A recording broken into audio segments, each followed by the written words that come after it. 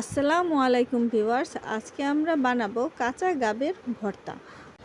চুলায় একটি প্যান বসিয়ে দিলাম, এর মধ্যে পর্যাপ্ত পরিমাণে পানি দিয়ে দিলাম। এরপর দিয়ে দিলাম 1 চা চামচ লবণ। এরপর ঢাকনা দিয়ে ঢেকে দিলাম। কিছুক্ষণ পর ঢাকনা তুলে পানি যখন বলক হয়ে আসবে, এর মধ্যে ঢেলে দেব কেটে রাখা কাঁচা গাবগুলো। ভালো করে নেড়ে চেড়ে আবার ঢাকনা দিয়ে ঢেকে দেব। গাবগুলো সেদ্ধ হলে এটা একটা বাটিতে তুলে নেব।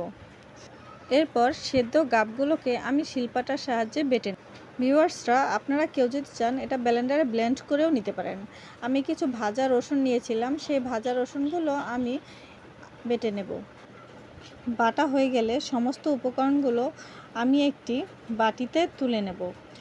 এরপর চুলায় একটি কড়াই বসিয়ে দিয়ে এর মধ্যে পরিমাণ মতো তেল দিয়ে দিলাম এবং এর মধ্যে কিছু কুচানো পেঁয়াজ দিয়ে লাল লাল করে ভেজে নেব।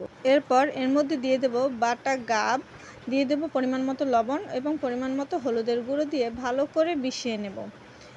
ভালো করে মিশিয়ে এর মধ্যে দিয়ে দেব চিলি ফ্লেক্স দিয়ে আবার ভালো করে নেড়ে চেড়ে মিশিয়ে তারপর আমরা পরিবেশন করব।